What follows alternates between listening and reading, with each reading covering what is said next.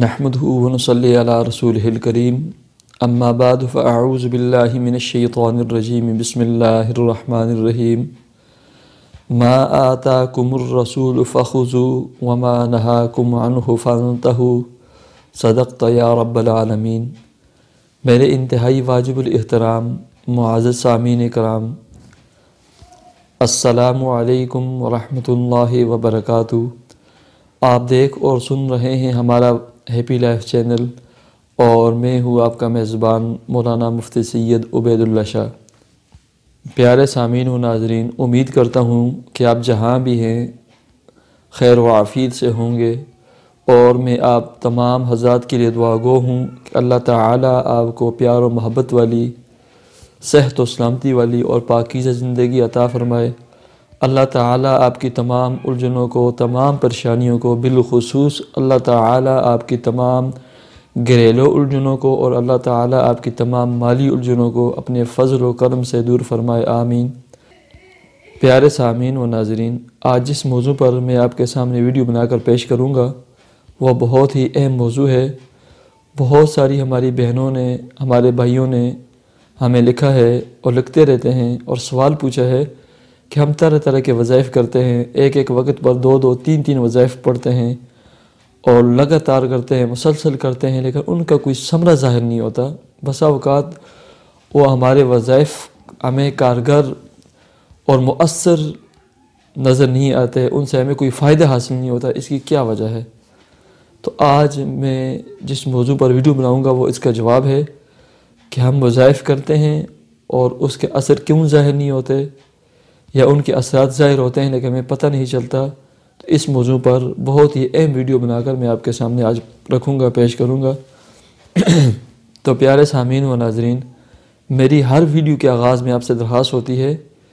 کہ تمام وظائف، عملیات، مسنون اذکار، مسنون وظائف، قرآنی دعائیں، قرآنی وظائف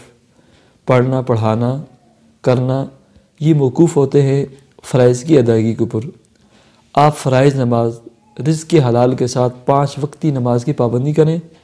نماز کے ذریعے اپنے تعلق کو اللہ تعالیٰ کے ساتھ مضبوط کریں، اور اپنے رحیم و کریم مالک سے دعاؤں کا اہتمام کریں، اور وقتاً فوقتاً صدقہ دینے کا اہتمام کریں۔ تب جا کر آپ کے وظائف، عملیات، مسنون اذکار جو آپ پڑھتے ہیں وہ مؤثر ہوں گے، مجرب ہوں گے، اور جلد ان کے ثمرات آپ کے سامنے ظاہر ہوں گے۔ تو پیارے سامعین و ناظرین، ویڈیو کا آغاز کرنے سے پہلے ایک مرتبہ درود شریف پڑھ لیتے ہیں۔ اللہم صلی علی محمد وعلی آل محمد کما صلیت علی ابراہیم وعلی آل ابراہیم انک حمید مجید۔ اللہم بارک علی محمد وعلی آل محمد کما بارکت علی ابراہیم وعلی آل ابراہیم انک حمید مجید۔ پیارے سامعین و ناظرین، ویڈیو کا آغاز کرنے سے پہلے ہماری آپ سے ایک درخواست ہے، اگر آپ نے ہمارا یہ چینل ہیپی لائف سبسکرائب کیا ہوا ہے تو ہم آپ کے لیے دعا گو ہیں اور بہت مشکور ہیں، اور اگر آپ نے سبسکرائب نہیں کیا ہوا تو ویڈیو کے نیچے ریڈ سرخ کلر کے سبسکرائب کے بٹن کو پریس کر لینے کے بعد بیل آئیکن کے بٹن کو بھی ضرور پریس کریں، تاکہ قرآن و سنت سے ماخوذ اور قرآن و سنت سے مزین ہماری تمام ویڈیوز آپ کو بر وقت ملتی رہیں۔ تو پیارے سامعین و ناظرین، بہت سارے حضرات کا سوال یہ تھا کہ ہمارے وظائف مؤثر کیوں نہیں ہوتے، ہمارے وظائف کے اثرات ہمیں نظر کیوں نہیں آتے۔ تو پیارے سامعین و ناظرین، میری بہنوں اور میرے بھائیوں، ہم جو بھی وظائف پڑھتے ہیں یہ وظائف دعائیں ہوتی ہیں۔ ہم اللہ رب العزت سے ان الفاظ اور ان کلمات کے ذریعے دعا کرتے ہوتے ہیں۔ مثال کے طور پر ہم پڑھتے ہیں یا رزاقو، اے رزق دینے والے اللہ، اے رزق دینے والی ذات، اے میرے اللہ تو میرے رزق میں برکت عطا فرما، کشادگی عطا فرما۔ جب ہم وظیفہ پڑھتے ہیں 313 مرتبہ یا 7 مرتبہ ہر نماز کے بعد پیشانی پر ایسے ہاتھ رکھ کر یا علیمو یا علیمو یا علیمو، تو ہم یہ اللہ رب العزت سے درخواست کرتے ہیں، اے علم والی ذات، اے ہر چیز کو جاننے والی ذات، اے خلق انسانیت کے دلوں کے بیدوں کو جاننے والے اللہ، میرے علم میں تو اضافہ فرما، مجھ پر علم اور معرفت کے دریچے اور دروازے کھول دے۔ تو یہ ذکر و اذکار اور وظائف یہ اللہ رب العزت سے مانگنے کا ایک ذریعہ ہے، یہ ہم دعائیں مانگتے ہیں۔ تو جب ہم کوئی بھی وظیفہ پڑھتے ہیں تو 3 چیزوں میں سے ایک چیز ہمیں لازمی ملتی ہے۔ نمبر 1، جو بھی ہم نے وظیفہ پڑھا اور جس مقصد کے لیے پڑھا وہ فوراً قبول ہو جاتے ہیں، وہ ہمارا مقصد حل ہو جاتے ہیں، ہم نے جو دعا مانگی ہوتی ہے اللہ تعالیٰ اسے فوراً قبول کر لیتے ہیں۔ ایسے ہی بس اوقات کچھ دنوں کے بعد، کچھ عرصے کے بعد وہ ہماری دعا قبول ہو جاتی ہے، تو ہم کہتے بھی ہیں کہ ہم نے وظیفے پڑھے تھے، اللہ تعالیٰ نے ہماری سن لی، تو بسا اوقات فوراً اللہ تعالیٰ وہ چیز ہمیں عطا کر دیتے ہیں۔ نمبر 2، بسا اوقات ہم وظیفہ پڑھتے ہیں اور ذکر و اذکار کرتے ہیں، پابندی سے کرتے ہیں، لیکن وہ چیز ہمیں فوراً نہیں ملتی۔ اس میں اللہ رب العزت کی حکمت اور مصلحت ہوتی ہے کہ ہمارا وجود اور ہماری وہ جو ذات ہوتی ہے وہ اس وقت اس چیز کو تحمل کرنے کے قابل نہیں ہوتی، ہم وہ متحمل کر نہیں سکتے، وہ چیز ہمارے لیے اس وقت مناسب نہیں ہوتی کہ وہ ہمیں فوراً مل جائے۔ ایسا ہوتا ہے کچھ عرصے کے بعد وہ چیز ہمیں مل جاتی ہے، تو ہم یہ کہتے ہیں کہ ہم اتنے عرصے تک دعائیں کرتے رہے، آخر اللہ تعالیٰ نے ہماری دعائیں سن لی اور ہمیں یہ چیز مل گئی۔ نمبر 3،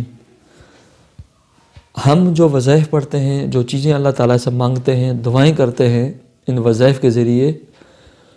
وہ چیز ہمیں تو نہیں ملتی، لیکن اس کے بدلے میں اللہ تعالیٰ ہم سے مصائب، پریشانیاں، بڑی بڑی بیماریاں، بڑی بڑی تکلیفیں اللہ تعالیٰ ہم سے ٹال دیتے ہیں۔ ہمیں نظر کچھ نہیں آتا، لیکن اتنی بڑی بڑی پریشانیاں اور مصائب و تکلیفیں ہمارے سر کے اوپر کھڑی ہوتی ہیں، جو ہمارے اوپر پڑھنے والی ہوتی ہیں، تو ہماری دعاؤں، ہمارے وظائف، ہمارے پڑھنے پڑھانے کی وجہ سے، ہماری ذکر و عبادت، نمازوں کی وجہ سے وہ مصیبتیں ہم سے ٹل جاتی ہیں، اور یہ بھی ہمارے وظائف کے ثمرات کا ذریعہ ہے اور ہمارے وظائف کی قبولیت کی ایک نشانی ہوتی ہے۔ تیسرے نمبر پر ہم جو وظائف پڑھتے رہتے ہیں، دعائیں مانگتے رہتے ہیں، اور وظائف پڑھ کر جو دعائیں مانگتے ہیں وہ قبول نہیں ہوتے۔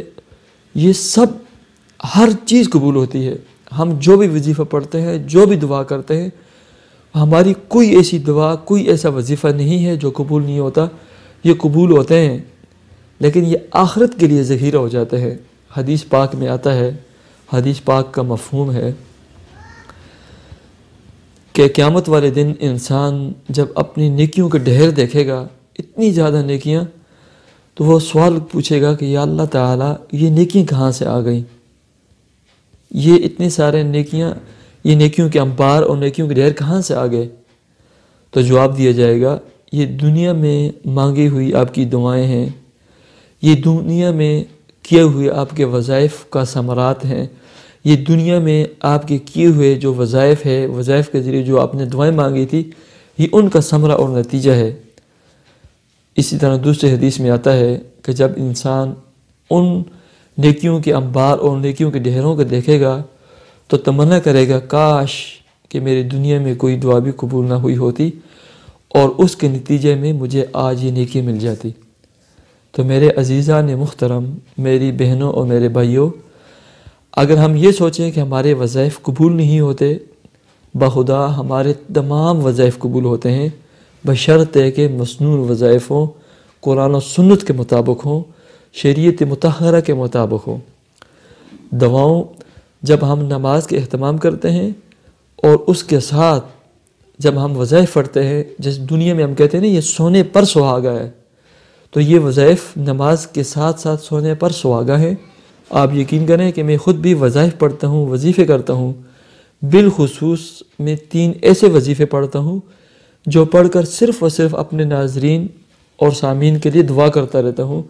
کہ میرے جتنے بھی سامعین اور ناظرین ہیں، اے اللہ ان کے جتنے مسائل ہیں، پریشانیاں ہیں، تکلیفیں ہیں، مالی پریشانی ہیں، اے اللہ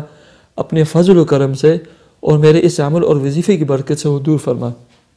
تو لہٰذا پریشان ہونا کہ ہمارے وظائف قبول نہیں ہوتے، ہمیں وظائف کے اثرات نظر نہیں آتے، ان کے ثمرات نظر نہیں آتے، تو سامعین و ناظرین ہمارے وظائف قبول ہوتے ہیں، ان کے ثمرات آتے ہیں، بسا اوقات ہمیں نظر آتے ہیں، بسا اوقات ہم سے مخفی ہوتے ہیں۔ اللہ کی حکمت اور اللہ کی مصلحت ہوتی ہے جو ہمیں نظر نہیں آتے۔ اور بسا اوقات اور اکثر و بیشتر وہ آخرت کے لیے ہمارے